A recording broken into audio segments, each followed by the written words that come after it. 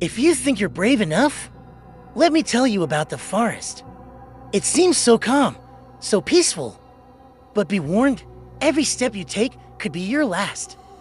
Imagine this: 6 friends, Samer, Lila, Kareem, Hala, Mason, and Rana, decide to go camping deep in a remote forest. The air is fresh, the tall trees whisper secrets, and a small stream murmurs nearby.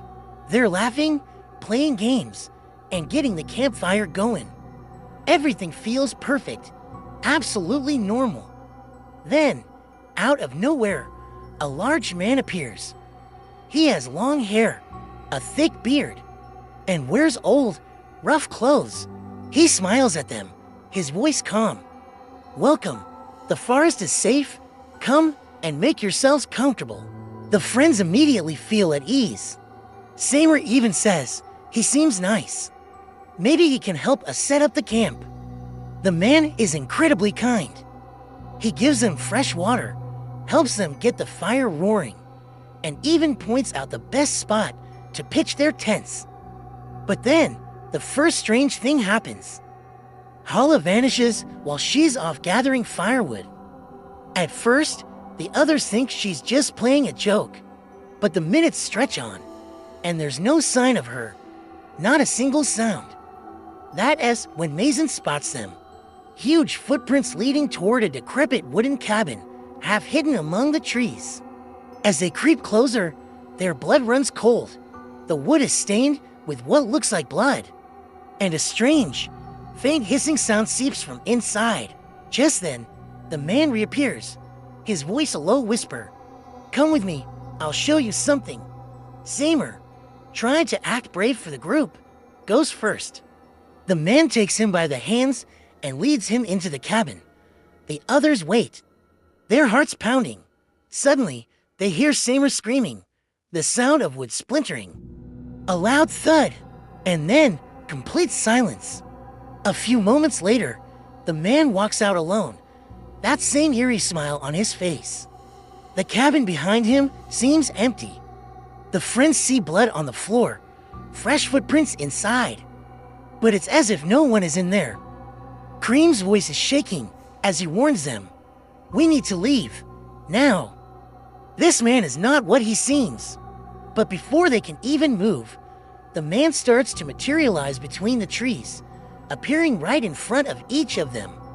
Lila disappears as she tries to make a run for it. Mason dashes after her, but he's dragged into the cabin too. Now only 3 are left, their minds reeling with terror. Lila, Kareem, and Rana slowly, cautiously approach the cabin. They push the door open and are met with a scene from their worst nightmares. Dismembered bodies are scattered across the floor, which is slick with blood. The faces of their friends are twisted in silent screams. Hala, Samer, and Mason are all there, slaughtered, some hanging from ropes. The cabin is this savage man's lair, his hunting ground where he picks off his victims one by one. Pure terror fuels them. Lila, Kareem, and Rana flee into the woods. But the forest feels like an endless maze, and then he appears again.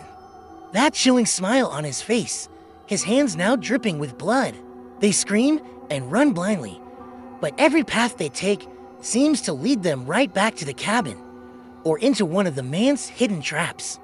Rana tries to sneak away, but he emerges from the shadows, grabs her, and pulls her inside.